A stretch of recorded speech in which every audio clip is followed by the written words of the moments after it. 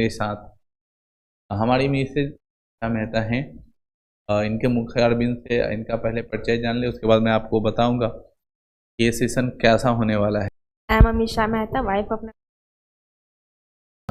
आप government job में हो तो आपने गवर्नमेंट जॉब के लिए आफ्टर 10th क्या किया? सबसे पहले तो 10th को हम बेस मजबूत सारे सब्जेक्ट को, उसके बाद की बात है, इसके बाद सेकेंड ईयर हम लोग साइंस से। तो मैं ज़्यादा हमेशा बच्चों को फोर्स करता रहता हूँ, हालांकि मैं नहीं कहता कि आर्ट सब्जेक्ट खराब होता है, लेकिन साइंस में बच्चों की पढ़ने की उदासीनता थोड़ा कम दिखता है, मेहनत कम करना चाहता है। लेकिन मैं आपको बोलूँगा कि अगर आप साइंस पढ़ते हैं तो निश्चित तौर पर आपका सारा रास्ता खुलता है और आप मजबूत हो जाते हैं, तो आप आर्ट्स को कवर कर सकते हैं। सारे सब्जेक्ट अपने आप में फेवरेबल है, लेकिन अगर आपको गवर्नमेंट सेक्टर में अच्छे खासे जाना है तो अपनी राय है ना कि साइंस सब्जेक्ट को प्रेफर करना चाहिए। साइंस सब्जेक्ट को चूज करने का मेन मकसद आप आगे का कोई भी स्कोप में जा सकते हैं। आर्ट्स कर लीजिएगा तो आप कोई भी सब फॉर्म आएगा तो इसमें साइंस का डिमांड होगा तो आप नहीं, इसलिए साइंस को ज़्यादा फोकस कीजिए। कोई भी हो, इकोनॉमिकल कंडीशन तो होता है कि चलो साइंस से बहुत पैसा लग जाता है तो नहीं कर पाते, लेकिन आजकल तो यूट्यूब में भी देख रहे हैं, क्लास हो जा रहा है, क्लास लीजिए आराम से घर बैठे पढ़ाई की। आप समझ पा रहे होंगे मैम का पूरा डिमांड है बच्चों को कम से कम साइंस पढ़ना चाहिए। इकोनॉमिकली थोड़ा महंगा होता है साइंस, लेकिन अगर आप ये चाहिए कि हाँ इकोनॉमिकली फ्री होकर, मतलब यूट्यूब का सहारा लेकर अपने मोबाइल को हथियार बनाकर भी आप पढ़ सकते हैं, तो आफ्टर 10th आपको साइंस करना चाहिए, ये राय है अगर आप गवर्नमेंट सेक्टर में जाना चाहते हैं।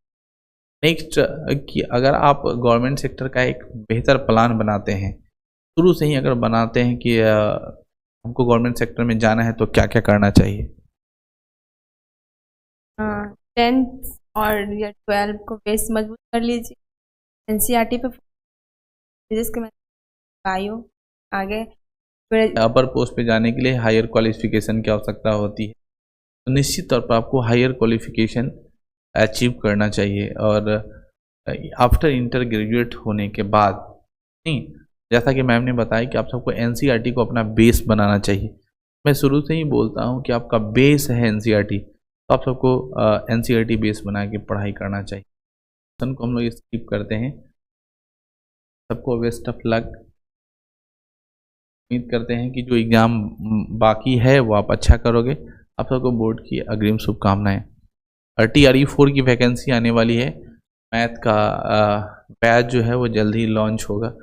मैम का बैकग्राउंड साइंस फैकल्टी रहा है, लेकिन अब धीरे धीरे कामकाज की दुनिया में, ऑफिशियल दुनिया में जाने के बाद मैथ का वही होता है, थीटा साइन थीटा कोई लाइफ में ज़रूरत नहीं होती है, तो धीरे धीरे एक्सपीरियंस घटा है। लेकिन फिर भी कोशिश रहेगा कि मैम की क्लास एक आध लगाई जाए, तो करेंट अफेयर की क्लास कम से कम मैम के मुखारबिन से प्रॉमिस करके जाओ बच्चों को।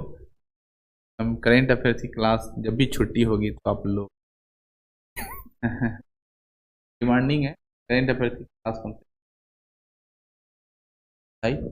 और आप सबका बहुत बहुत धन्यवाद किया,